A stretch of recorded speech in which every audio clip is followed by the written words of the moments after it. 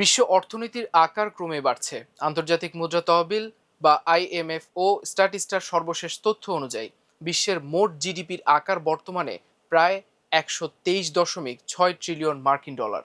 ক্রয় সক্ষমতা সমতা অনুযায়ী এর পরিমাণ প্রায় ২১৯ ট্রিলিয়ন ডলার।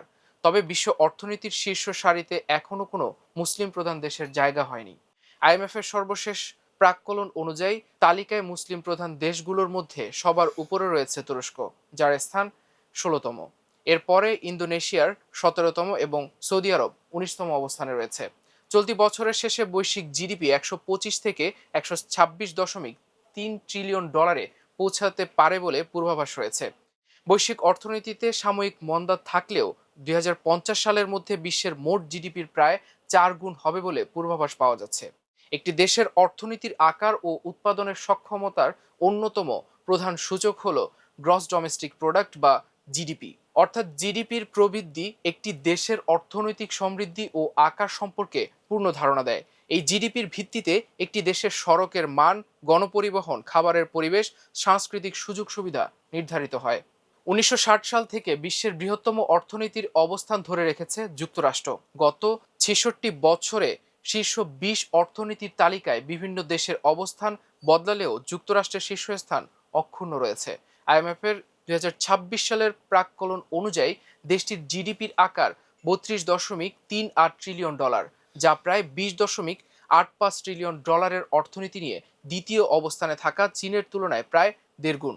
বিশ্বের শীর্ষ ২০ অর্থনীতির তালিকার পরের দেশগুলো হলো জার্মানি, জাপান, যুক্তরাজ্য, Bharat, France, Italy, Russia, Brazil, Canada, Australia, Mexico, Spain, দক্ষিণ কোরিয়া, তুরস্ক, ইন্দোনেশিয়া, নেদারল্যান্ডস, সৌদি আরব এবং সুইজারল্যান্ড। এ তালিকার প্রথম ১৫ দেশের মধ্যে কোনো মুসলিম প্রধান দেশ নেই। তালিকায় ১৬তম স্থানে থাকা তুরস্কের জিডিপি ১.৬৪ ট্রিলিয়ন ডলার, ১৭তম ইন্দোনেশিয়ার জিডিপি ১.৫৪ ট্রিলিয়ন ডলার। অন্যদিকে সৌদি আরবে রয়েছে ১৯তম স্থানে, যার জিডিপি ১.৩৯ ট্রিলিয়ন ডলার।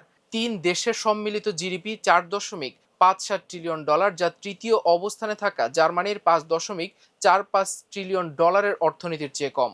সংস্থাগুলো বলছে বৈশ্বিক বাণিজ্যের নেতৃত্ব ও রপ্তানি নির্ভর অর্থনীতি এবং উন্নত শিক্ষা ব্যবস্থা ও প্রশিক্ষণের কারণে এ দেশগুলোর শ্রমিকদের মাথাপিছু উৎপাদনশীলতা উন্নয়নশীল দেশগুলোর চেয়ে অনেক বেশি। শক্তিশালী অবকাঠামো ও প্রাতিষ্ঠানিক সুশাসন, বিশ্বমানের লজিস্টিক্স, প্রাকৃতিক সম্পদের প্রাচুর্য এবং সম্পদের সঠিক ব্যবহারের কারণে তারা কাঁচামাল রপ্তানির পাশাপাশি তা প্রক্রিয়াজাত করে উচ্চ মূল্যের পণ্য তৈরি করে। অন্যদিকে তুরস্ক, ইন্দোনেশিয়া ও সৌদি আরবের মতো মুসলিম প্রধান দেশগুলোর জিডিপির তুলনামূলকভাবে কম হওয়ার অন্যতম কারণ আন্তর্জাতিক বাজারে ডলারের বিনিময় হারের প্রভাব। অনেক সময় স্থানীয় মুদ্রার উৎপাদন বাড়লেও ডলারের রূপান্তরের ফলে জিডিপির আকার তুলনামূলক ছোট দেখা যায়।